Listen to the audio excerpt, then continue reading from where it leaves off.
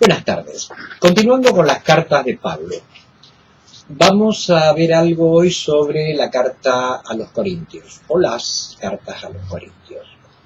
En nuestra Biblia tenemos primera carta, segunda carta.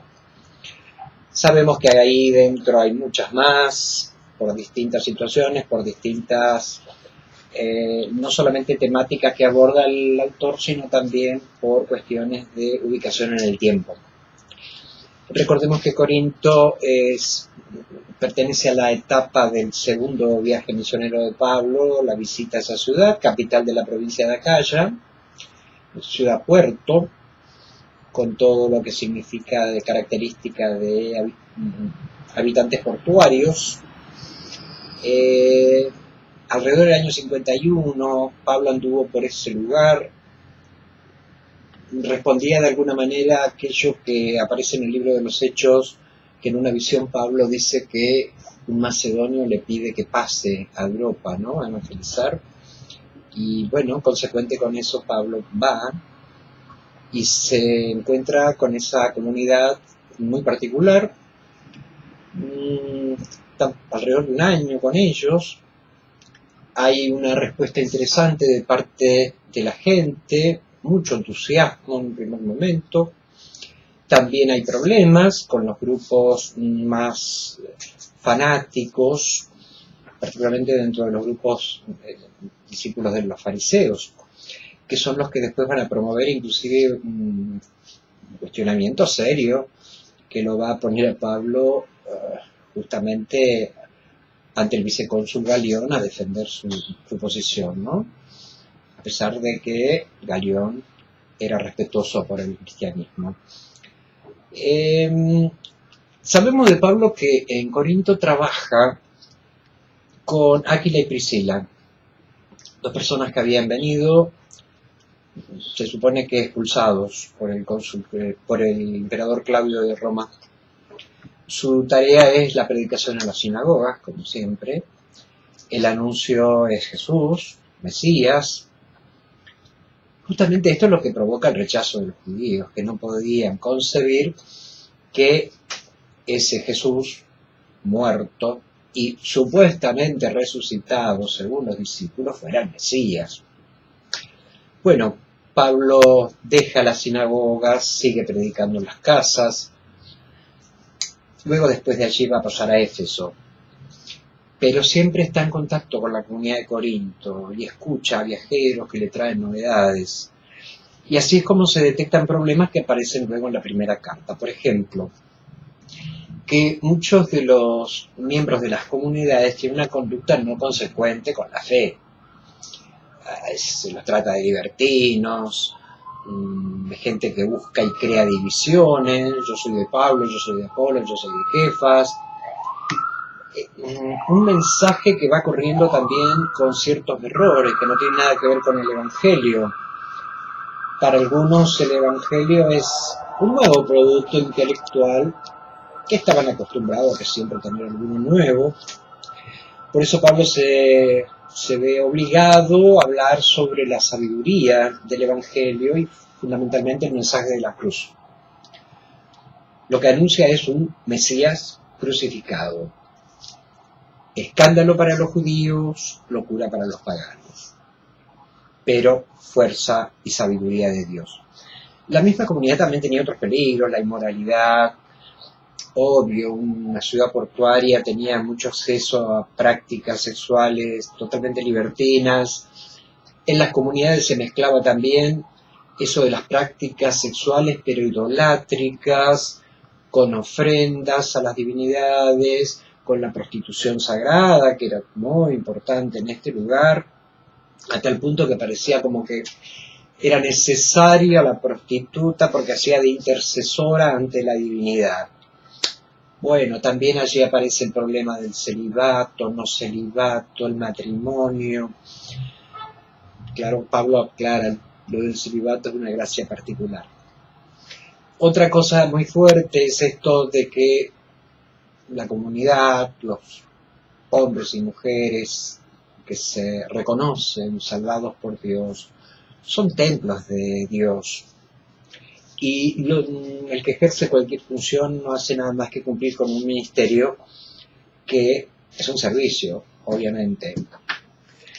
En la comunidad aparecen muchos conflictos entre mismos hermanos, cosa que Pablo reprueba porque inclusive dice cómo van a ir a un tribunal pagano a dirimir problemas que son de la comunidad y que lo tienen que resolver entre ustedes, les dicen, obvio.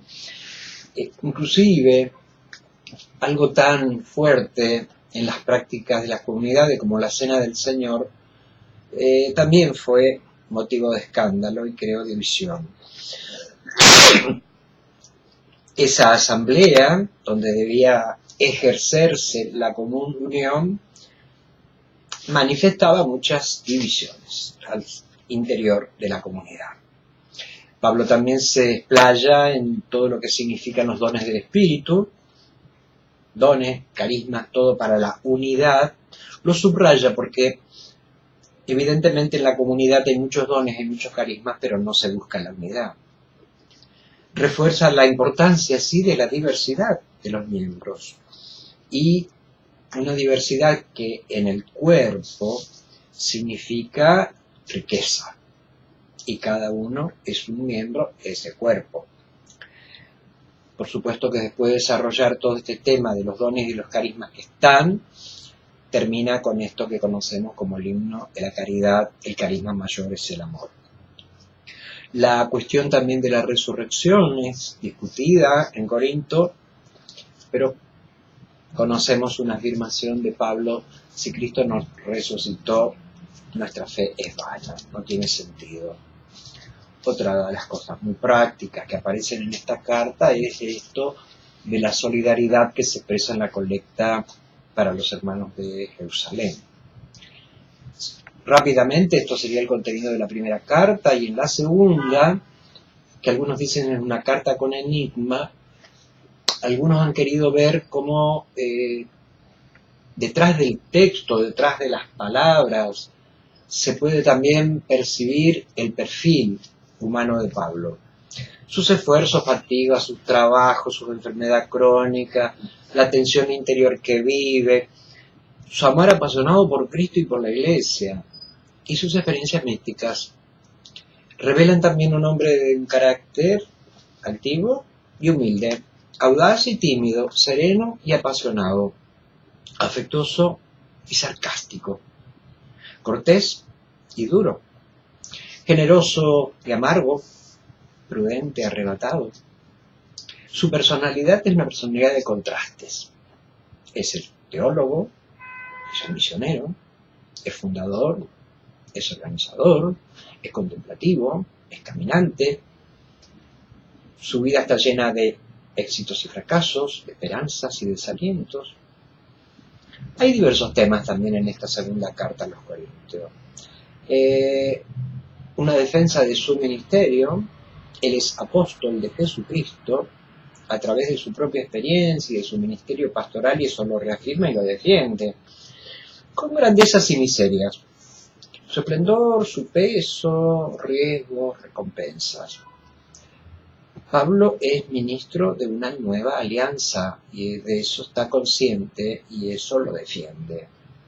Proclama a Jesucristo como la buena nueva que se tiene que expresar en una conducta nueva. Es el Señor y es el reflejo de la gloria del Padre. Los demás simples embajadores o ministros de reconciliación, con todo el peso que esto significa. También en esta carta aparece el tema de la colecta, pero ya ahora como agradecimiento por la respuesta que ha tenido de la gente de la comunidad.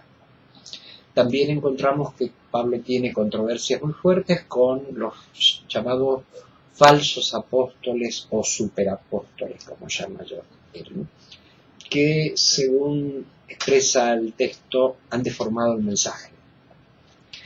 Y acusa a estos que se creen sabios de tener una sabiduría del mundo y no la sabiduría de Dios. Es decir, necios, los dice directamente. En Pablo también aparece muchas veces cómo acepta su debilidad y dice que la única verdadera fortaleza es la fuerza que se manifiesta en la debilidad, pero es la fuerza de Dios. Te basta mi gracia. El amor que tiene Pablo por los corintios, a pesar de las reprensiones que les hace, está patente en todas las cartas y quiere lo mejor para ellos y por eso los corrige a veces con dureza. Que vivan según la fe, que vivan haciendo el bien, que vivan en la verdad, que vivan en la justicia, que lleguen a ser perfectos, pero en alegría y paz. Y finaliza una frase tan bonita: y el Dios del amor y de la paz estará con ustedes.